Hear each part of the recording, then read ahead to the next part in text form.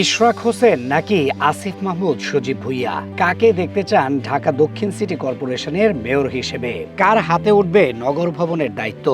এবার বর্তমান সময়ের দুই আলোচিত তরুণ নেতা মুখোমুখি হতে যাচ্ছেন একে অপরের, যেখানে নির্বাচনের আগেই পাওয়া যাচ্ছে হাড্ডাহাড্ডি প্রতিদ্বন্দ্বিতার আভাস। এনসিপি নাকি বিএনপি, কার হাতে উঠবে ক্ষমতার আসন, সেটাই সবচেয়ে বড় বিষয়।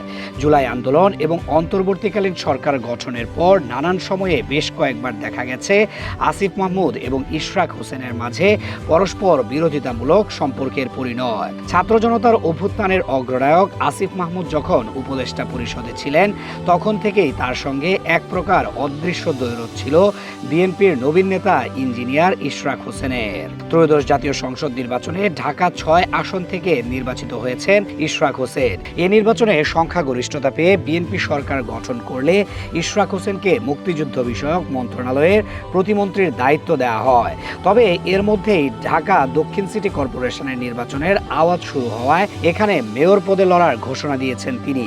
এদিকে জাতীয় নাগরিক পার্টির মুখপাত্র জনাব আসিফ মাহমুদ সজীব ভুইয়াও মেয়র প্রার্থী হিসেবে লড়াইয়ে নামছেন ঢাকা দক্ষিণ সিটি কর্পোরেশন থেকে।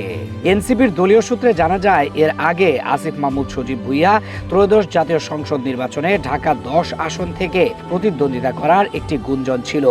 এজন্য কুমিল্লা থেকে স্থান পরিবর্তন করে ঢাকা ১০ আসনের ভোটার হয়েছিলেন। তবে শেষমেশ নির্বাচনে অংশ না নিয়ে এনসিপিতে যোগ দেন। পরে নির্বাচন পরিচালনা কমিটির চেয়ারম্যানের দায়িত্ব পালন করেন, আর এখন লড়বেন মেয়র পদে। তবে এবার সিটি কর্পোরেশন নির্বাচনে এনসিপি এককভাবে না এসে ১১ দলীয় জোট থেকেই অংশগ্রহণ করতে পারে বলে জানানো হয়েছে অভ্যন্তরীণ সূত্র থেকে।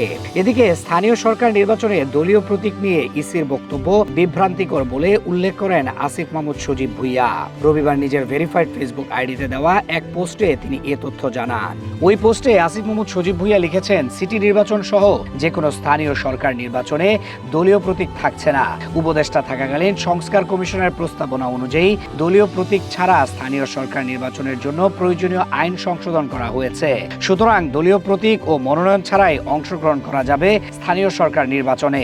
দেখা যাক কোন তরুণের হাতে শেষ পর্যন্ত নগর ভবনের ক্ষমতা আসে।